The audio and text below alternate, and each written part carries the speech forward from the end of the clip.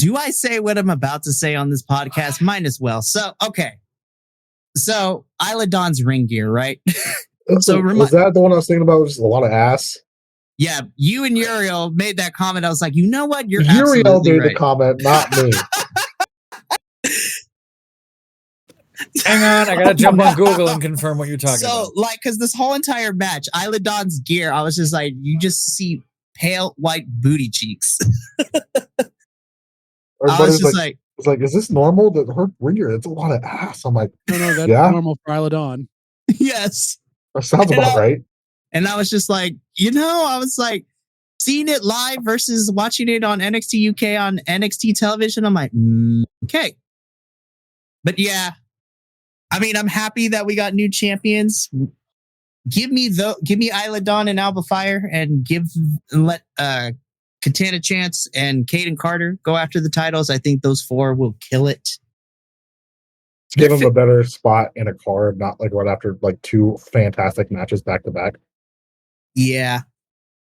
And then we had the main event for the NXT Championship, Braun Breaker versus Carmelo Hayes. I wasn't really, I like Carmelo Hayes now after that. His entrance was also sick. It was because his his new thing is when he does these big pay-per-view matches, kind of like how the basketball, well, any sports, but mostly basketball, they have retired jerseys for the basketball players hanging up in the arena or whatever. That was part of Carmelo's entrance, which listed all the names of superstars he had beaten. And then, of course, we're in Los Angeles. He comes out in the Laker colors, so purple and yellow. And then Braun Breaker comes out with, through a doghouse, which was very interesting. I thought he was going to get the main roster. Yeah, there's that dog in them. I thought Braun was going to get main roster call up, but apparently not, because after this Tuesday, it seems that him and Carmelo are going to go for round 2. Yeah, because like my prediction, I told Mikey was like, it's one of the few that I got wrong the entire time. Like, I'm surprised how many of these I got right. My prediction was he was going to, like, on the Raw After Mania, Theory was going to come out and do an open challenge, and Braun Breaker was going to come out and win it. But as we saw, that didn't happen. We will get to Raw After Mania because, I mean, I had a great time because, like, we were just shooting the shit and hanging out. But yeah, I want my time, like Maxine Waters. I want my time, my money. Like, I want it all back. Then there was night 1. Yes, let's get into that. Carmelo beat Braun. The match did fumble a little bit between that because Carmelo missed his springboard. The springboard. He went for a middle rope springboard and he slipped. Got caught on the ropes. Braun took it very well. He just grabbed him and had him reset the spot. So it went really smooth. Braun did a very good job of resetting it, but it looked like it slowed down Hayes a little bit. Like he seemed like he was a little nervous after that. And then it picked back up, and then I was like, this is actually pretty decent. So Stand to Deliver kicked ass. So let's get into what happened a couple hours later, night 1 of WrestleMania. Shout out to the Gobbledygooker, because we went to the Superstore, and Mattel had toy displays out, and one of them was the Gobbledygooker, and I had to take a picture of that. Dude, I think that was a lot of fun. I mean, there was a lot of stuff there you could buy. Yeah, but we saw the original $1 Million Championship. Miss Elizabeth's shirt, the one that the blue star one that she wore on top of Macho when she was riding on Macho's shoulders. We saw the mousetrap from Sammy versus the mousetrap from Sammy versus Johnny Knoxville. The biggest thing that was there was one of Eddie's lowriders and his boots. I almost cried. I was like, because we'll talk about Eddie Guerrero.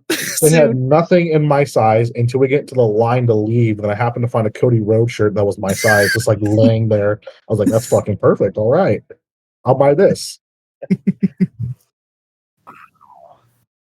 I was tempted to text you and be like, "Hey, can you get me a thing?" But I just imagine it being it wasn't too bad. Try and get anything. It wasn't too bad. The lines were long to get in and to check out, but they were efficient. They were moving quickly. Well, they know what they're doing. Yeah. And the entire time we were waiting to get inside, me and Uriel kept yelling, yeah, and woo. And we got people joining us, so. I kid you not. Like Uriel and Minnie here, like they hit it off so well. I was like the third wheel, and I was totally okay with it because I was like, it's one of those things for me personally. I never know how like my friends from different circles are going to interact with each other. Hold on, because you gave me a thing. Oh no, go get it while I talk about this. So for me personally, I was just like, oh, this is gonna be an awkward weekend if they don't gel. I was completely wrong in that assumption because they fucking like hit it off very, very well. Oh yes, Nice. Time. What? He gave me this, and on the way to the arena to LA, you know how that traffic is. I kept staring at people in the car. So we would pull up and we'd stop, and I'll just stare at them through the window with the mask on. That's It was perfect. great. So yeah, I sent the video to my dad of me wearing the match. I just go, it's lucha time, and my dad responds, goes, please don't tell anybody your last name.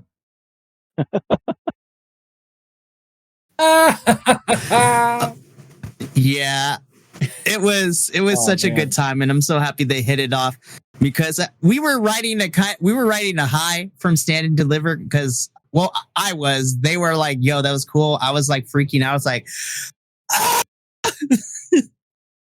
because of how excited it was. And that momentum continued when we ended up going to SoFi later for night one of WrestleMania. That It was until I saw the Omos banner, and I got very disappointed. That was the first thing that you... So, I saw okay. an Omos banner. I was walking over, and there's a banner just for the wrestlers, and there's a big thing of Omos, and I went, Omos. Goddamn Vince's dick. And that was verbatim. I like it. I like it. I don't know if you.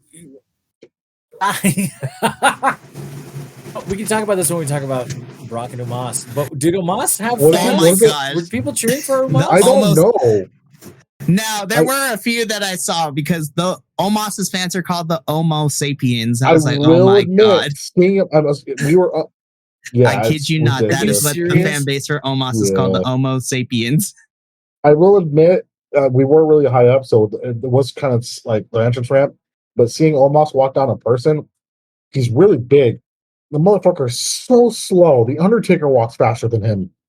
It was a thing, but we'll get into it for night two. But holy shit, you guys. I know like it was crazy big for those of you that are watching at home, but being there in person, that arena's fucking huge. It's huge. The SoFi Stadium is 80,000 people night one. 80,000 people night one, something like that. But It ended up being like 80. The It was- first night was like 85,000. The second night was 86,000 because the grand total was 100. night two was definitely more packed than night one, but yeah. But man, all right. So now that the fanboys talked about Stand and Deliver, it's about time we gave our other co-hosts to join into this conversation because while me and Minnie were watching WrestleMania in person, the rest of our co-hosts were watching from home and joined us in the text thread that we were having. So, all right, boys. Yes. Well, I have a question. I'll start with this because this is one thing that has been bugging me. Booker T's okay, right? Booker T's not Booker T's okay. I only say that because Booker T just says Booker T weird took a shit random out loud shot during the now. NXT event. Somebody threw a person at him. Oh, jeez. Oh, that's right. Yeah, during the Grayson? Grayson Waller Johnny Gargano match, I think Gargano got thrown and it hit Into Booker T. T. Into Booker T. He like hit the ground. Wow. But it's also Booker. It's also Booker T. The dude We're just dropped making sure that the N word live on television when he was in WCW. He was always going to say something weird. and Booker T's a wild man, and I know why Booker's there to to stir it up at the beginning. I didn't watch any of the pre-show stuff because pre-show things tend to drive me crazy anyway. But Booker T forgot the name of Sami Zayn. Yep. Called Cody Corey.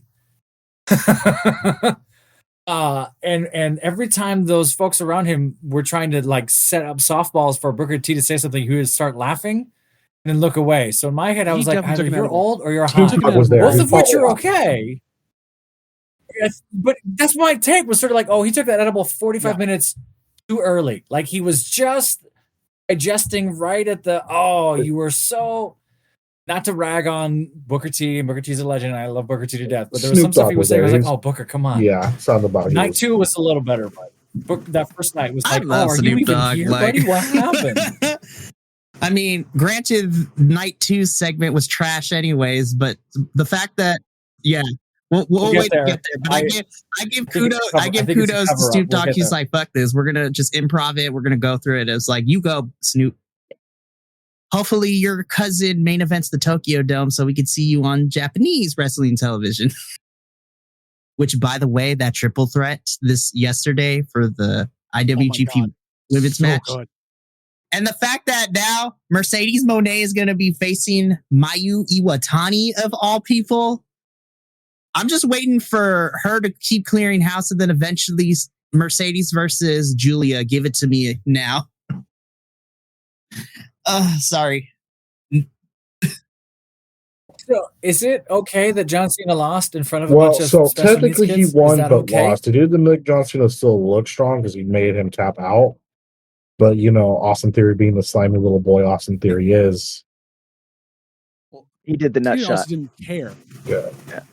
It felt awful because I was a paraeducator for a year and a half. I worked with special needs kids and autistic and mild modern behavior. I did that right, and they love wrestling.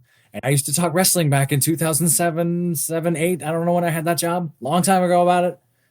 And they loved John Cena. And and I was like, no, So you can't here's lose in my front take. of them. No, I was not upset that John Cena lost because, in my opinion, Austin Theory needed to win. What should have happened is instead of a dirty totally win, agree. like doing the low blow and the nut shot, I think it would have been more of a statement if Austin beat John Cena clean. I think that would have gave him like the star power that people want to see with him. And he's like, yo, he beat John Cena clean. Oh, this kid is the real deal. That's all Yeah, for KO. But then one of the questions that I have is how much time did Cena have to actually get back into ring shape? Because he finished he wrapped shooting on that one Kevin Hart sequel. He was shooting Fast 10. And Peacemaker What else? 2. Yep, Peacemaker 2 is going on. And there was another movie I saw that he's in. So like he's been really busy. So what time has he had to actually get into ring shape? But he had a match less than like a month and a half ago, though. So he had a match totally in a agree. year. So he's kind of in ring shape anyways. Right. Just as a quick side note, though, John Cena is also part of the cast for the Barbie movie by Greta. Greta like Greta Gerwig. John Cena's in that movie. Yes. Have you seen the I'm cast glad for that that you say movie? that. By the way, it has no right to be that stacked, but I'm excited. How do you not cast Cody as Ken or a version of Ken in a Barbie movie? I digress. But jumping off of what Adolfo said, I agree. And I also think part of it is he's booked up the next 2 or 3 years for movies. He can't get hurt. Yeah, the insurance and stuff. He's sort of in that strange insurance. Yep. All these, I'm not going to lose $50 million. I'm not going to do a Canadian destroyer onto a table and risk my thing. So I wonder how many risks John Cena was I even don't allowed know, to but take. seeing him to come go to out live WrestleMania in to put person him for the over. first time since this is like my first this is my first in live.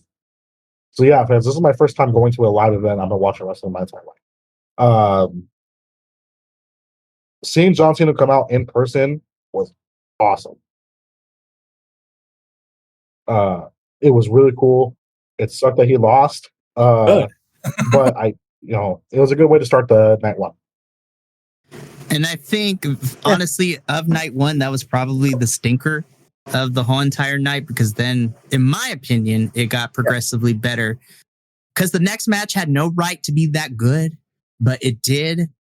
The men's showcase for the Fatal 4-Way Tag Team match. It's always going to be good. If you have a match with Ricochet in it, it's going to be good. Yeah. Right, because you had Braun Strowman and Ricochet versus Alpha Academy versus the Viking Raiders versus the Street Profits. There was only one thing wrong with that entire match, and it was the fact that Omos did not hit the worm. Oh, you mean Otis? Otis. If Omos hit the worm, Yes, that'd be hit the worm. I'm sorry. hysterical. Otis. Call that sandworm or something like that? The giant doomed worm? I'm so sandworm. Omos is doing the one half of the things that sandworm. Otis does. Rips the shirt and does the gyrations, but I wanted the worm. He didn't do the worm. he couldn't have done it. He had so much ass sweat. Oh my gosh, bro! Like watching We that, I was talked like, we talked about for like 10 So minutes. much Where I was butt asked what that man had. Shrek living in there. I mean, but if you're gonna, I don't know if Otis knew. If Otis knew, I think Otis would have used it or found a reason to do something disgusting. I will say one of the funniest things that we saw though was at Stand and Deliver when they're doing a promo for Mania, and they had Otis do the Hannibal Lecter oh my gosh, tongue thing. That was one of the funniest things I've ever seen. just watching Otis go be like, I did not see Look it up, it's hilarious. Yeah, I missed that one. it was so good. But They were just doing a bunch of like takes of like iconic movie moments, and Yeah, Otis. I saw some of them. I just didn't see the Otis one. Oh, it's awesome. I saw Seth and no, the Joker. because these were two There separate. was, So these were they two did- separate what was things. it, Some of the Goodfellas superstars with did Trump? like parodies of movies, and then a bunch of other superstars were just reading iconic lines from movies. So Otis was Silence of the Lambs, and he just did the. It Oh, was so funny. that's fantastic. But another By thing, the way- see, Braun Strowman like that. That man is huge. Oh my gosh, bro! That man is big. Like, he did an interview. And they're asking him, "What are you eating and doing to get ready for Mania?" And he said, like, his total food and water intake a day is like 32 pounds Of food, Jesus. yeah, and water. of food and water. He's not counting calories. He's counting pounds. I saw the 32 same pounds video. of And food I was and like, water. "Are you fucking kidding?" As a Keep that side water note, moving. Like, has it all down to like 8 pounds of protein for breakfast, and then I have X amount of And he drinks, protein, like, and there it's like, oh my Three to god. like I was like 4 to 5 gallons of water. Yeah, not ounces, gallons. gallons. That man is As massive. a side note, Simon Miller didn't answer my tweets. He asked him, "Hey, Simon, where are you sitting?" We can talk about Simon Miller at the end because I I think he think won. Simon Miller might be the He is true the winner. of all of WrestleMania. Did he win Wrestlemania? We talk? Can we?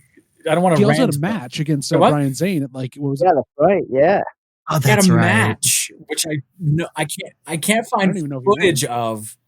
He had a match with Zayn Wrestling from, with Regret. what is that? Wrestling with Which I Regret. also love. Wrestling with Regret. And he had a match. If you watch the first 9 ups and downs, he interrupts Simon, and it's friggin' brilliant. I guess they had a synagogue. match at a temple, a synagogue, at some Mitzvah Mania thing, and there's no footage of it, but apparently it happened, and there's folks talking about like it was so funny. Oh my god! Like, Simon what? Miller is He's a treasure. Simon was- he's a treasure. I love him. Seen Montez Ford nail the frog splash in person. Bro, in He's person. so high. yes. Oh, Simon So, Miller. can lost we at talk about- WrestleMania. I loved that. He lost. at He lost him. WrestleMania. Well, of course, yeah. He had to put. It would be He kind had of to put him over. Yeah. yeah. I don't know where we are. Where are we in the list? We're Are we on only, the- have we only talked about I one was thing? just mentioning Men's Montez Ford's Frog splash frog in splash person. in person. Also, Yeah, thank you. Angelo Yeah, Dawkins okay. just full on Right. like shoulder checking Braun Strowman was a sight to behold. We heard that. And we We heard it the too. impact. I was like, yo.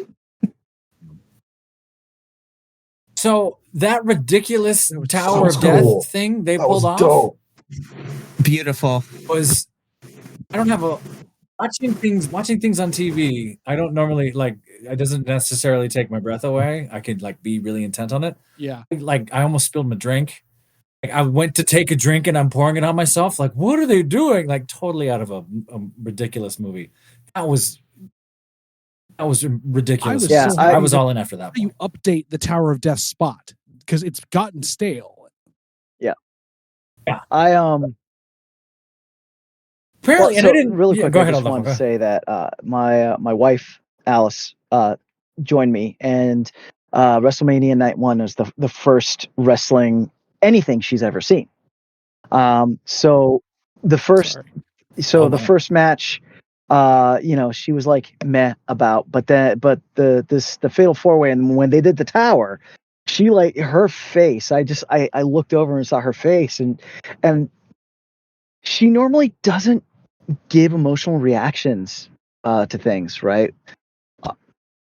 And she gave an emotional reaction to watching him set up and watch him do that move. And it was a fantastic move. It was a crazy move, and it was stupendous. That was definitely a good match. That was a good match. Yeah, I normally just get side eye from my wife, so I'm glad yours was all in. But I'm telling you, this is the power that great. WrestleMania always has, because even it attracts like the people who don't even watch wrestling. So like, as a side tangent, real quick, like while we were away, and it was Sunday morning, so while we were chilling before we left, my mom texted me in the morning. She's like, "Yo, I saw the pictures you posted on the Instagram. Night one looked great," and I was just like. She asked me, is that the night where Dominic and Ray fought? I was like, yes. Right. We'll get into that in a little bit. But she watched all of night one, and she's not even a wrestling fan like that. But she watched, like, I thought, okay, she's just going to watch Ray and Dominic. That's fine. No, she watched all the matches of night one, from Austin versus John Cena all the way to the end of the tag team match for Kevin and Sammy and the Usos. Like, that shit, to me, that shit's crazy, because she don't watch wrestling like that, but she's like, yo, night one was really good. I was like, I agree, because then we'll talk about night two in like a little bit, but we're gonna hold off the on part that. of night one where they had to like get the thing in between the tag team match and the one before that, where they just had that, both the Miz match and everything else. It just didn't need to be there. It's like everyone's like, get to the goddamn main event. Come on. We'll talk about that in a little bit, but that Fatal 4-Way tag team match with the men's was amazing. Seeing Ricochet shooting star press live was beautiful. He's crazy as hell, doing that off the thing. Like Ivar jumping off the rope was something I didn't expect, but it was amazing as well. Agile as fuck. Like, Big man's got moves. Yeah. This is a sidebar. Did anyone see the Ricochet Ivar match? Yeah. Like, just the other day? Yeah. this on SmackDown this Friday, it was beautiful. What? I'm gonna say this. This was just my impression. It's just like two kids in a Halloween store, just tearing it up in the back with nobody watching. Like, where are your parents? And then just doing ridiculous things. I'm going to pick you up. Oh, you're too heavy. No, you do me. No, you go. That's the whole, just the sense of play those two have. Just yelling Viking Raiders, and that inside he's kind of laughing as he says it. Like, this is ridiculous. I don't know. I digress. But ridiculous. I love that match. So good. And then, in my personal opinion, that momentum continued, because then we had Logan Paul versus Seth Rollins. Which, by the way, Seth Rollins wins best dressed of night one. Oh, of course. That fucking outfit was everything. The Bret Hart Jeff Jarrett top. I mean, seriously. Oh my gosh. Having to explain that to Uriel was fucking hilarious. Uriel was so confused. Oh, he was like, what? I wish But that entrance for Seth, though, mwah, That was good. that was, oh my gosh. I was like, that conductor is getting his life. That's something. Yes. Was that a real conductor? And I can verify that, because Alice, who has a master's in music, when she watched the match, she sat there and she's like, he's really fucking conducting. That's a real fucking conductor. He's getting paid to conduct. That was one of the funniest things. That's amazing. The conductor was like getting his life. He like, because when they hire you to do these entrances, they're like, okay, I'm here for a paycheck. No, this man's was into it. And exactly. Well, think of the opportunity to be a conductor and to have to conduct 80,000 people. So, I mean, then Logan Paul cool being the heel that he is, coming in on a zip line. That's where the first joke we're not allowed to repeat came out. So, Mm. we were all texting each other. Who's in the suit? Oh my gosh. Who's in the suit? John Who's the called it mascot? so Who's in the suit? badly. Like in his predictions, it's like KSI is going to pop out, and then lo and behold, It's got to be. What's great is I called it at the same time. Somebody totally different than y'all sent me that text. I sent it to you, and then they sent it to me, and I went, "Let's go. Here we go. That's got to be it." And then sure as shit. He called. That was awesome. And then I called the table spot the other day. I'm like, KSI's going to the table. Yes. Yep. Well, John, you were Nostradamus most of WrestleMania. You called That was pretty much insane. all different I things. was this man's is. So I was a true Nostradamus because my night 1, I got a 90%. My night 2, 10%. But I called Shane McMahon. That was a crazy. It's like, So 100 years from now, when they're deciphering my prophecies, they're going to go, well, half of this is bullshit, but half of this works. But the proof is in Shane McMahon. We know he was a fortune teller. Or he knows something else. He's doing some dirty behind the scenes trading by knowing people behind the scenes are giving him a lot of information. I know, man. Seriously. Who are your sources? If I was that cool, shoot. I would. Oh, I can't say it out loud. My wife will hear me. But yeah, no. If I was that cool, no. It's for your well-being, you should probably not say it. I was like, I had that kind of power. Hi, honey. No. It still bothers me how good Logan Paul is at this. Like, fucking hate his personality, but gosh dang it, as someone who hated him on Vine, I'll go all the way back to Vine.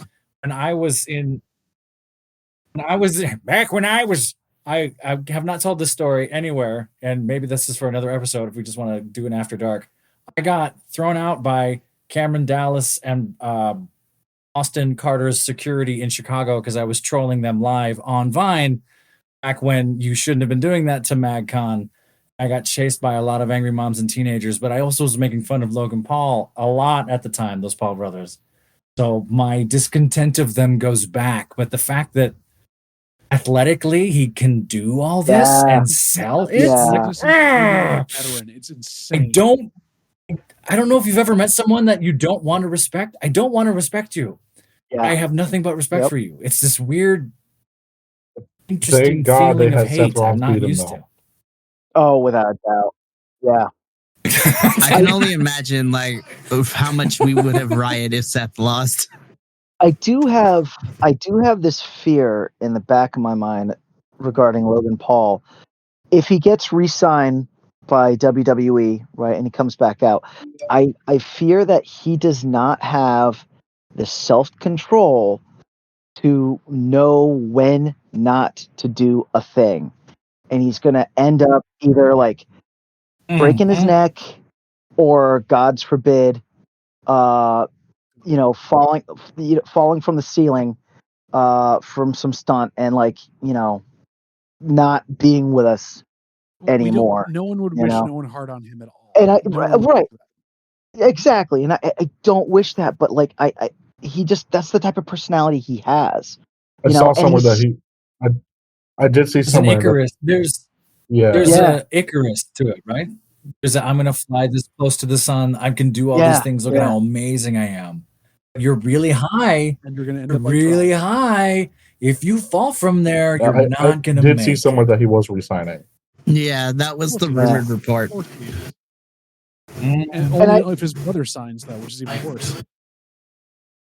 Listen, I think his brother getting ready for another boxing match.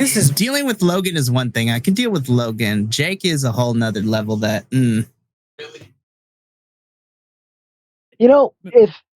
if he comes in as the manager role, no, maybe do a KSI appearance. Don't be signed I'm okay with that. That KSI appearance was fucking hilarious. That was one of the funniest as well. But I think what's frustrating, and what I'm trying is that Logan Paul got over. Yep. He's over. I mean, he got over.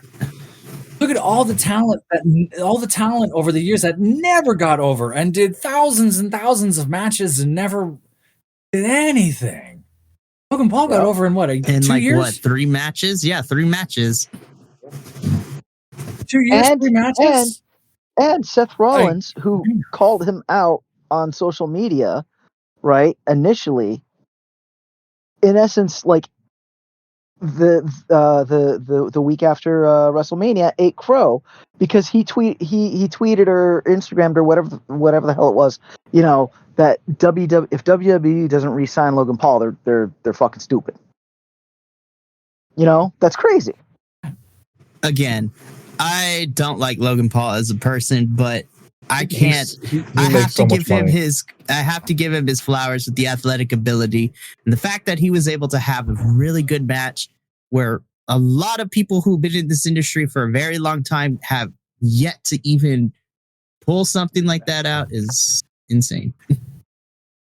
If he wasn't good athletically, if he didn't somehow, if he wasn't natural and a prodigy at this, nothing would have come of this. And that's the danger is now they're going to see, because between Pat McAfee and him and a couple of other guys have come in here as outsiders who, I'll say this is an older wrestling thing. You look like you back like WrestleMania where Bam Bam fought LT or a bunch of the celebrities where they didn't do the work to actually like sell their things. At least the celebrities coming in now are like, we are fans. We want to do the work. Bad Bunny being another of them that will do the work to actually make these matches fun. It's nice to have that because you get the extra eyes on it, but at the same time, it's like, yeah, I wish you were a better person. I'm very sad that like these amazing workers workers who can't like don't have the charisma to do this stuff, can't figure things out. It's the only thing they've ever known, can't get ahead. All he had to do, he went out and had the charisma and did his own thing to make his own brand, and then he basically had the physical capabilities to do what these veterans are doing. That's kind of sad and saying like, if you can't get that charisma aspect, it's really where the weight is in WWE. You need to be worthwhile to watch before you can actually do the moves. Right. And WWE do what they were doing when they signed him, because regardless of what you think about his personality and all the stupid shit that Logan Paul has done, WWE is not stupid, because that man has amassed across all social media like millions and millions of followers. And especially since WWE wants to cater to the demographic of like 8 to 16-year-olds too. Gotta love those 8-year-olds. They are the best.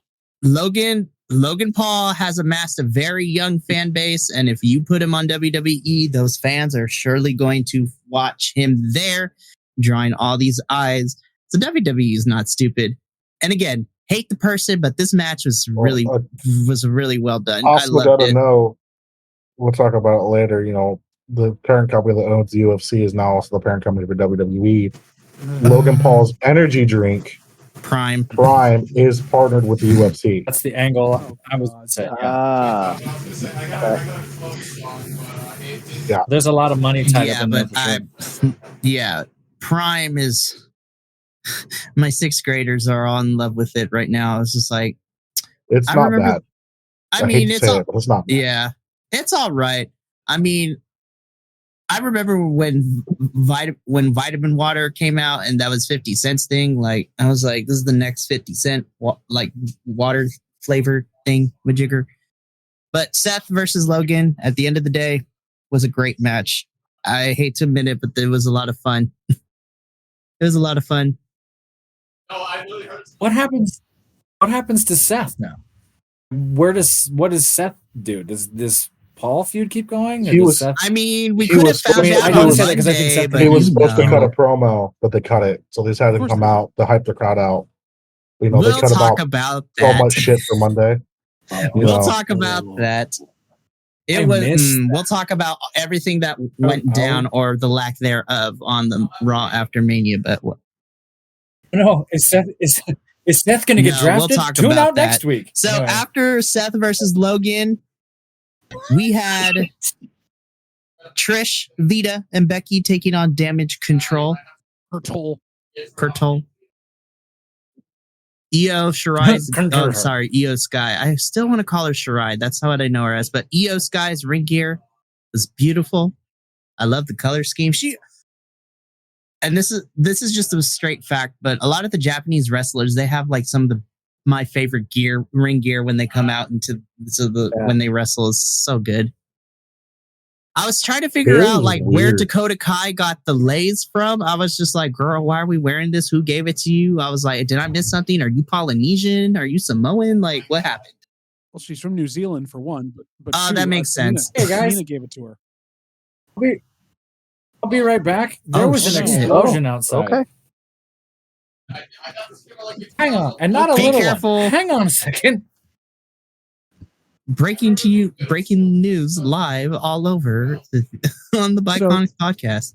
So I'm just looking it up here. So Tamina gave Dakota Kai the lays because Dakota is half Samoan. Okay, I was like, I was just like, I mean, she's from New Zealand, so that would make sense if she was. But I was like, But okay, her mother's from Samoa. Oh, that's so cool. Yeah. There we go. Another Samoan wrestler that's not related to the same family. There we go. It also That's what we explains why she needed. does the headbutt and a bunch of other stuff with her kicks and stuff. Like That actually explains a lot, and that makes me like her even more. But So- this match, I thought this was a good match. I thought it had a lot of energy. Yeah, I thought it was. Was it not as energetic as some of the other matches in night one? Yes, but was it a good did it have a good ebb and did it add to the ebb and flow of night one? Yes. And I might be alone in thinking this, but Liv Morgan can really sell those hits. I think you're jumping ahead, Adolfo. That happened on night 2. Was that night 2? I'm so sorry. I'm so Yeah, sorry. we're talking about you're right. I'm Becky, sorry. Trish, and Lita. Becky, Yeah. Yeah. Nope, you're right. I will agree with you on Liv, but that's for night 2. Well, Yeah, when we get to night 2, we'll talk about it. But I did enjoy that Trish had a throwback to her last WrestleMania one, but also was a Mountie, which I knew she was going to wear when she was up in Canada. So. That ring gear that she was wearing, I loved it. Their entrance was sick. Yeah. The Sin City entrance was so great. I was like, oh, you can't have this and have them not win. So what blew up, John?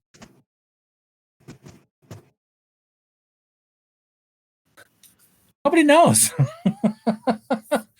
I'm not crazy, and it sounded like a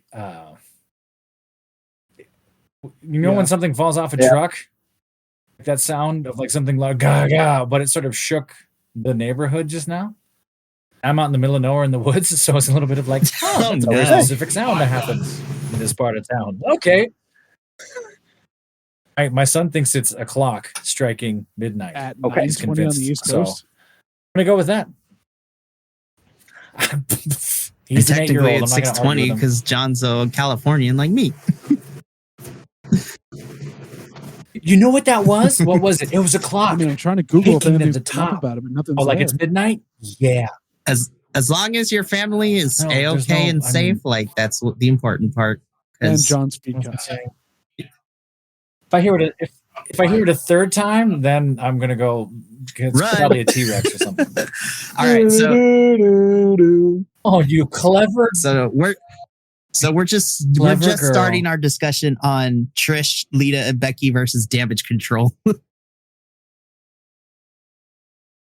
14-year-old me was in love with all that. That's why Adolfo, the All match of it. wasn't as high paced because you have two 45-year-old women wrestling in the match. They did great though. They did great. I mean, Well, and look, like you can even see the difference between Lita and Trish. Like Lita definitely must have taken more in her career than Trish did, because Trish was moving around like she was Trish was great, dude. Well, remember Lita Trish was like invincible. shattered her neck. Lita, That is Lita was true. showing. Yeah. I Lita did Yeah. in her She had her career. neck? She had Lita? a major neck Yep. injury that it was, and that's when she started I thought so. Yeah. dating Edge. But no. I got a little worried when they set both of them up for a Lita assault. I'm like, they're gonna try to get her over too. Holy shit!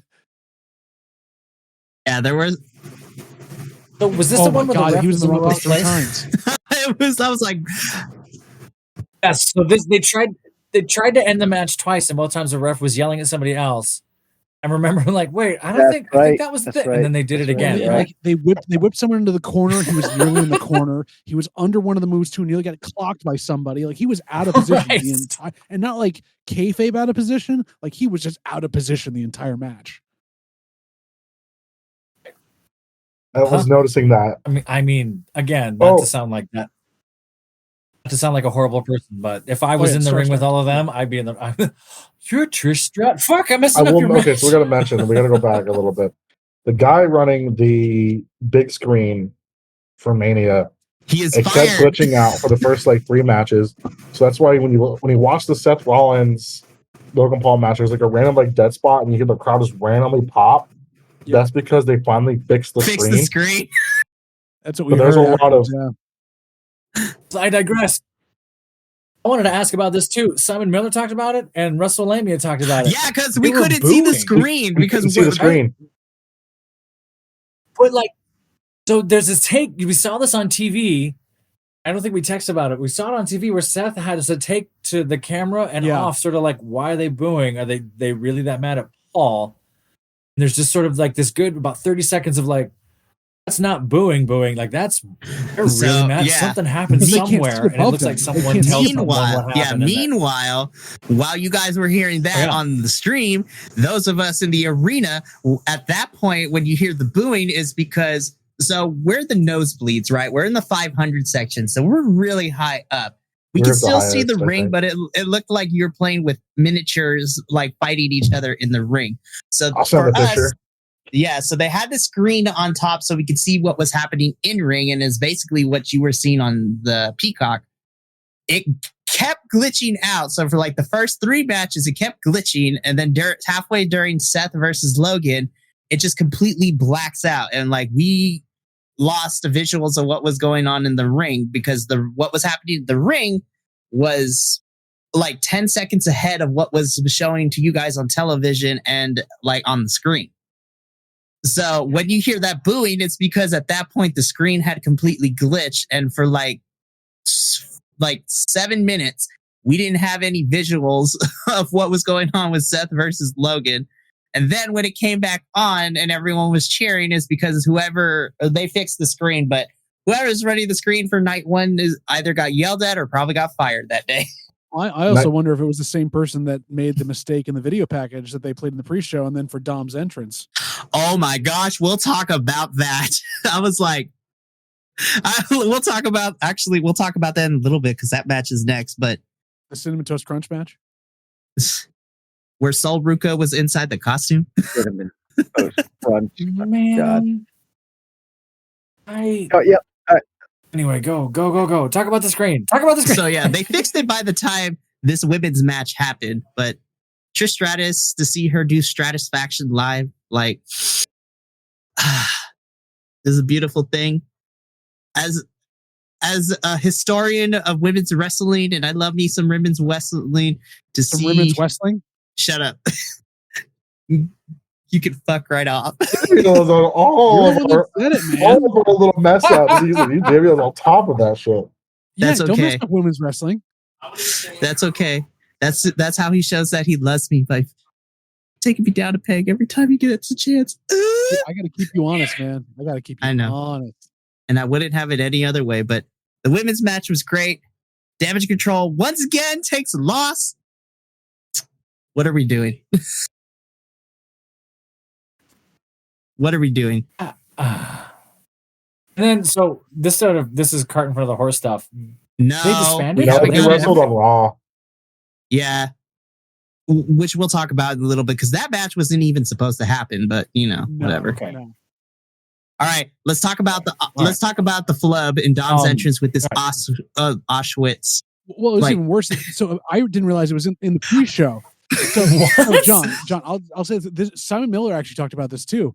Basically, they showed the whole preview video they had before Dom got to comes into the arena on the pre-show, and there was this long shot of this walkway and stuff like that to get into the prison, and they showed it again in the shortened version for him doing his entrance.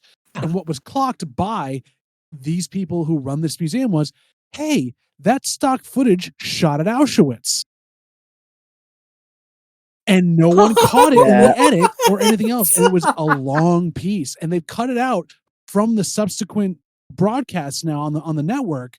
But somebody got it past the edit originally. They found it probably in some software somewhere. They put it in, and whoever was double checking or triple checking this didn't understand that they pulled their stock footage. Somebody got fired. Somebody got fired. Auschwitz. And they obviously WWE comes out and we didn't realize that there was no way to connect that. We weren't meaning any disrespect toward it. Obviously, we wouldn't. When you're setting up Dom in this thing right before he comes out to a Cinnamon Toast Crunch entrance, but with Sol Ruka in the costume and the damn graphics at this blood feud. But yes, let's show footage of Auschwitz. because that's not going to ruffle any feathers. Okay, so like that really perturbed me. But okay, so as one of the two people on this podcast that is melanated, right? Because I actually had this conversation with my mom when I came back too. Like, I get that it's the whole character thing and everything, but as I was watching Dom's entrance and him coming out in the prison van and all that stuff, I'm just sitting here and I'm thinking, I know this is a character and I know he's not really about that life, but my Mexican, Puerto Rican, brown person that I am inside, I was just like, this kind of feels icky. Like, I don't like this. Yeah. It was extremely icky. I was uncomfortable because I was just like, listen, we already have enough perpetual stereotypes. And I get that this is a character and he's not about that life. But him coming in handcuffs with, prison guards in a prison van, I was just like, I kind of feel icky about it. And some of the domestic violence. Yeah, I was just like, I don't know how I don't feel like I'm not feeling really good right now. Well, and on top of that, Mikey, you know what? The perfect thing to go with domestic violence, a brown man putting handcuffs, taping in, and also Auschwitz footage, the great taste of Cinnamon Toast Crunch. Yeah. God. The dichotomy of those two things is ridiculous. And you had so many. Make the freaking men's four-way the Cinnamon Toast Crunch match. They're crunching Seriously. each other. They're breaking each other. Why did you make the blood feud between father and son with the ex-con stuff going on? Families, like he splashes his sister with her water, which could have been that was unplanned, by the way. Which was an unplanned spot. So when Aaliyah jumped the gate, that was for real. She was pissed. Dominic, he said in an interview that he saw his sister with it and he goes, "Oh, what a dumbass! She brought a cup." Yeah, because he's like, I got picked on and everything else when I was younger. She deserved that.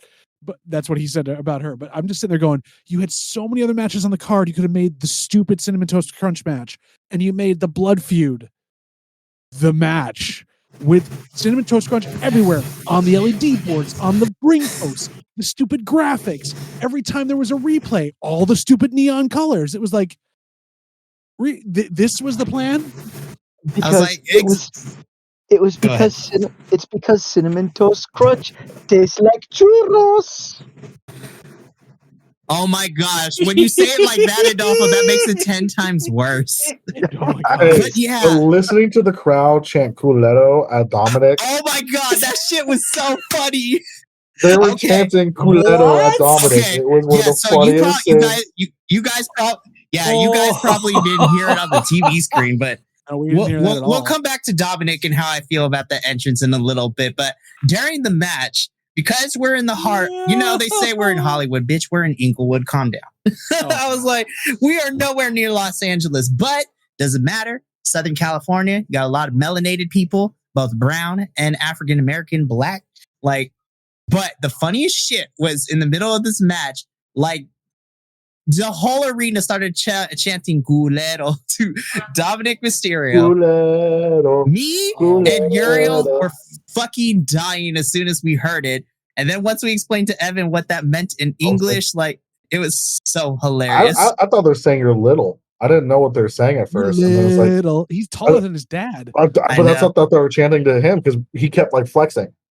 No, and then when we told Evan, it's like, no, they're saying culero, and we told him what it meant in English. Oh, then I died. That was one of the funny. They did it on Raw too. Yeah, they shouted culero too on Raw. But I will say though, go ahead, Don. I was just saying that's more specific than just asshole, right? I mean, there's a couple of different interpretations, but it can be asshole. I know it's also slang for some other things that we're not going to say on this podcast.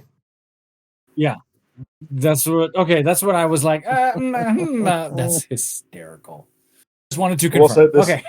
I mean, now that I know a little bit of backstory, but it's still my favorite match of the night because Ray is my childhood idol, and seeing him live in person made me shed a tear. Minnie cried. It was beautiful. Minnie cried. How was it watching him scamper up those weird stairs to try to get up the big things to the side, though? That was hilarious. It was funny. Okay. But him coming out to Snoop Dogg's G thing and then hearing Eddie Guerrero's theme. Yep. Well, the LWO theme. It was the LWO theme. I mean, come on. Which we'll talk about them in a little bit now that it's a thing again. That was and I'm awesome. happy. And then seeing him shaking the hand with Sol Ruka. Fucking outfit. I was sad though when he did his points, when he did the Hall of Fame the next night, he got the pyro when he did the points. He didn't get it like for the match. No, he messed up the first one he did. The second one got fucked up. We noticed that one too. Like the pyro guys gonna get fired. The pyro guys on night one also got fired that night. Like night one was really good. There's just like technical issues.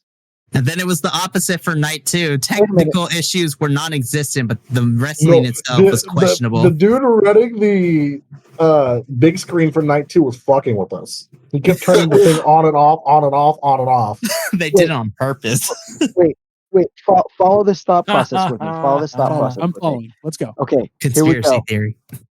The dude that was running the Jumbotron on night one, and then the dude that was running the pyro on night one, the reason why they weren't paying attention and doing their jobs was because they were eating Cinnamon Toast Crunch. Oh my God.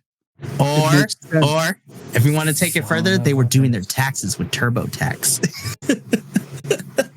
Or having someone else do it.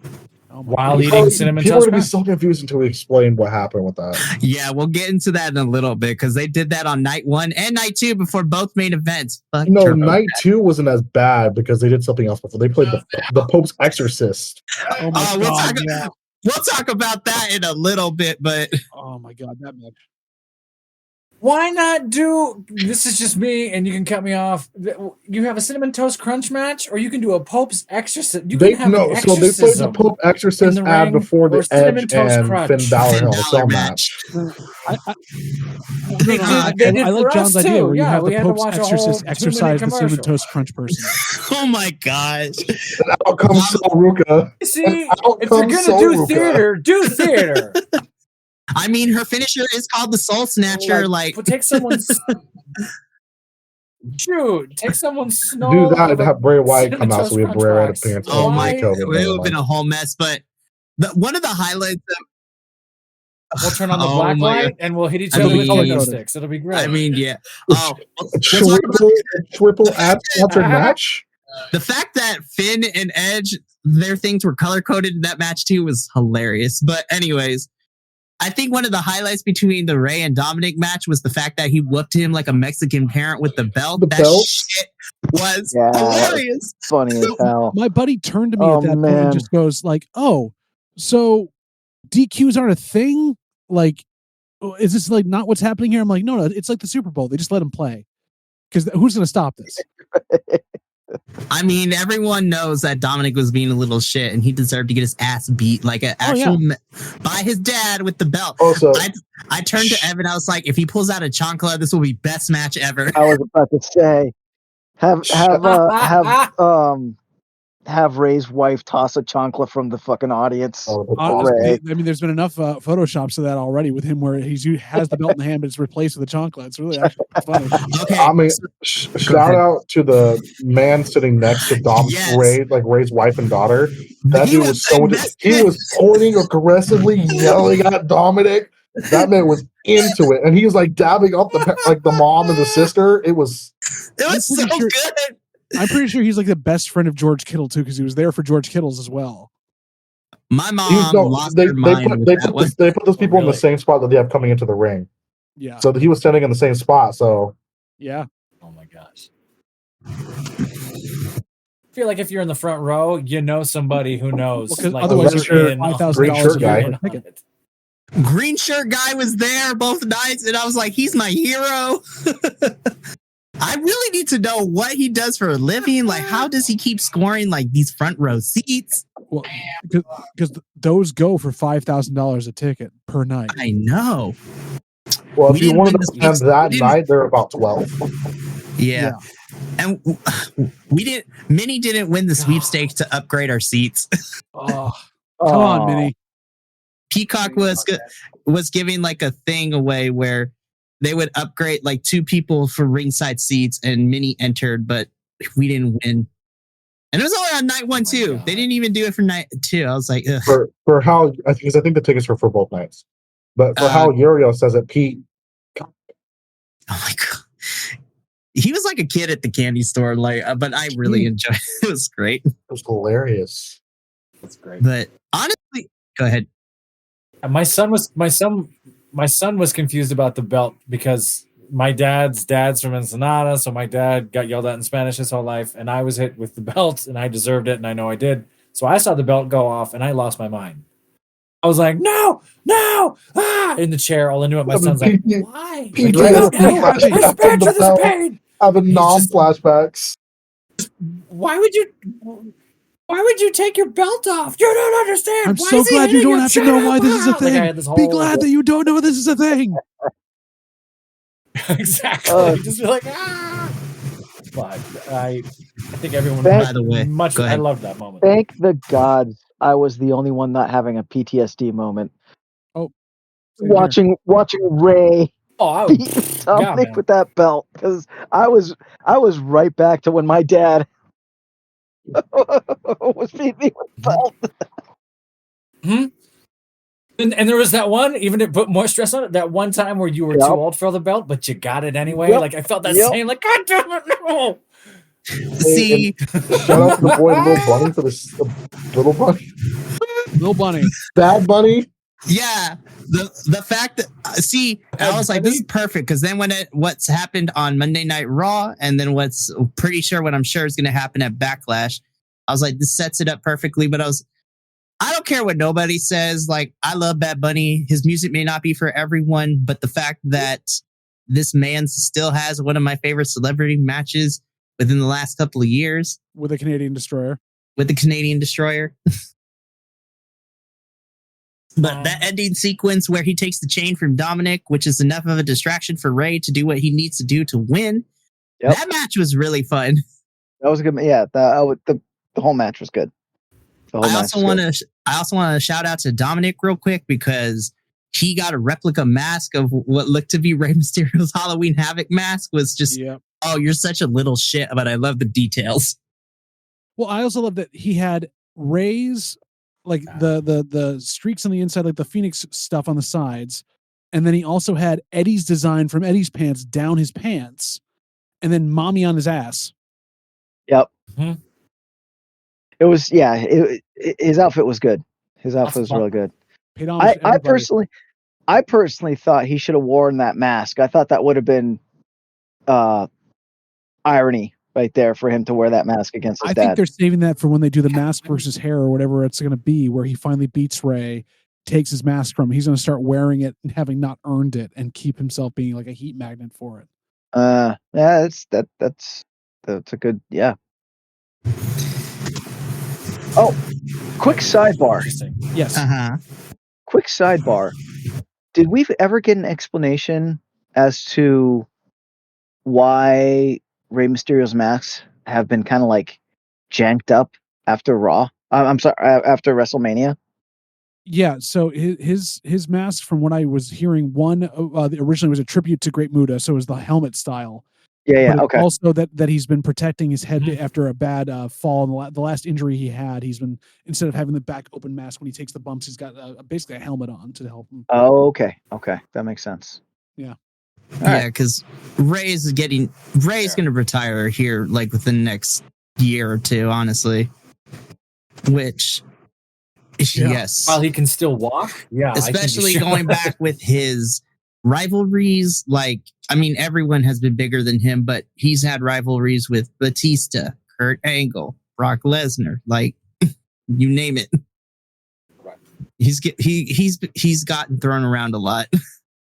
Well, in an interview, he said he wants to go until he's 50, and I think he's Which I think, that match was really special, and I mean, I could say it because he's not here, but he'll be back. But Minnie crying during the entrance was me and him both. Like, we were both crying during Ray's entrance. And the fact that we got to hear Eddie's theme song too, which is the dagger entered further into my heart. I'm like, God, don't make me feel things at WrestleMania. right. I'm just honestly surprised that they went with the convict entrance instead of getting Vicky Guerrero in a lowrider and playing Eddie's music. Well, I mean, granted, with what's going on with that whole situation over there is. But we didn't know that at WrestleMania. That's a whole thing we can talk about for another episode. But Lord have mercy, things have escalated. Yes, they have. And I was just like, oh no. But watching Ray versus Dominic, like this little brown boy from Southern California cried a little bit during that match. And I was proud. I was like, this is what I need to see. I was like, oh my gosh, like there is people who look like me in the ring wrestling on WrestleMania. I'm just like, sponsored by Cinnamon Toast Crunch. I mean, God damn it. All right. Why do you gotta have the toast match? I mean, why they gotta call you out for that? Okay, let's get into this. Racism as possible on it. I mean, the entrance was kind of It was anti-Semitic. Accidentally anti-Semitic, Latino. I was like, I know it's a character, but damn, that was like, I think that was really the only big downer point for night one for me personally. I was like, I feel very icky about this. Well, yeah, I'm pulling back. It was very icky to watch, but at the same time, it's like, of course he would do that. He thinks he's hard. He was in jail for a night in kayfabe, and therefore he's an ex-con. So he'd pay for all that to happen. And all these local, like California wrestlers being these police officers coming in too, like you can see they're not completely on board with this, and they're like, no. Yeah. Yeah. I don't know. I think we'll talk about this as we go forward, sure. But I think storyline wise, I think you've put Dom. A little, yeah. He deserves to be there. He's in timeout. I'm not sure where do you go? Mommy put him in a corner. You don't have anywhere to go now. We're gonna talk about Rhea next. So Ripley's over. Ripley is up and over, and Ripley is gonna face someday, and it's over. Until he beats Ray. That is very true. Which, by the way, but even then, can I say last thing, and then we'll go on to the next match. But the week of WrestleMania, like the Raw and the SmackDown Go Home shows, I will say, like, this is just a little thing, and this is just a personal preference, but I love the fact that Dominic cut a promo in Spanish, and the fact I was like, that's right. WWE rarely lets people cut promos in their native language, like, and it actually be meaningful, because I know Asuka and Io had that segment where they talked shit about each other in Japanese, and that was really cool. And then Finn just tried to speak English and didn't really work. I mean, there's just so much Irish brogue, you couldn't get past it. Oh my gosh. But Becky Lynch is unintelligible, as Vince said so many times. Sheamus, how can you understand him? Wade Barrett, my God, I can't. I mean, his commentary, I still don't know what's going on. I mean, he's gotten better. But I'm used to Wade because, like, he was in NXT, and, you know, as the only person really who watches NXT, I got used to it. I miss that little trio of him and Beth and Morrow. Morrow. Nigel McGuinness is in Ring of Honor and AEW now. That's a trip as a commentator. But so you were saying one last thing about that match, though. Yeah, I really love being able to do it. I love the fact that Dom was cut a promo in Spanish, and then he continued to do so on the SmackDown after Mania 2, and I was just like, see, I'm like, most of America won't get it, but I appreciate it as somebody who is bilingual to see somebody cut a promo in Spanish and for me to understand it and be like, this is what we call, it's not a lot, but I call it progress. I don't think it's enough to just throw a segment to the Spanish. Well, no, there was only one match where the Spanish announcer table got ruined, so I was just like, There was going to be a second, and then they faked it There out. was, but they didn't have it. It didn't. Would have loved to see more. I totally agree with you. If you're gonna go, and this is again, I hate doing this tease thing, but with the merger and all the shit that's in the room now, if you don't play that international card in any way, totally, you're doomed. Yeah, they're doomed, and they won't because they're greedy and their money. You know, they're not going to, but that's their only. International like, hey, thing is you still need to the country of Saudi Arabia, which will be interesting to see how that progresses with the new merger. Yeah, sure. We'll talk about that later. Once we get through WrestleMania, we'll talk about that because we got 2 pay-per-views for WWE in May, and one of them is coming from Saudi Arabia, so we'll talk about that a little bit. Yeah. This next match, though, Dave Meltzer can eat a dick. It should be 5 stars, not 4.75. But Rhea versus Charlotte was the match of the night for me on night 1. Fight me. I'm going to fight you right here because I think Dave's rating is right on the. I think Dave's rating is right on the ball because yes, once it got going, the match was amazing, and literally it's when they do the spike DDT, which is one of Rhea's best selling things she does. From then on, was perfect, but having to get Charlotte into gear in those first 18 to 20 minutes of that match and having her not know what the hell to do and the crowd not behind her and not letting Rhea sell anything babyface, it literally couldn't get going. So it's not a 5-star match because they couldn't capitalize from minute 1. Charlotte the entire time didn't want to be there, didn't want to do what she was doing, and you could tell at the end she was forced to pay respect to Rhea by laughing at the side. It didn't make sense. There was no passion behind what Charlotte did until they did that spot with the DDT, and then Charlotte's like, okay, we're in the go home stretch. I'm going to give it my all for the last 5 minutes. And that's why I'm pissed at it, because it's a great match. Technically, it looks interesting from then on, and they did tell a bit of a story, but it didn't feel like both participants wanted to be there and actually work at it, whereas Rhea was trying to carry the damn thing on her back. So, no, Mikey. Dave's actually giving it more credit than it's worth, unfortunately.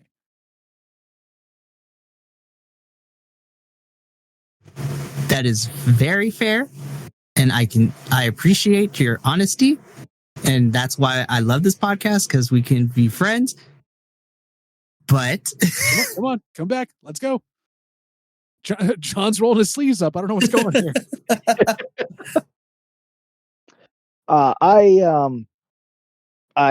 I am on Mikey's side, quote unquote. On Market's side, but I don't know, the match that I saw,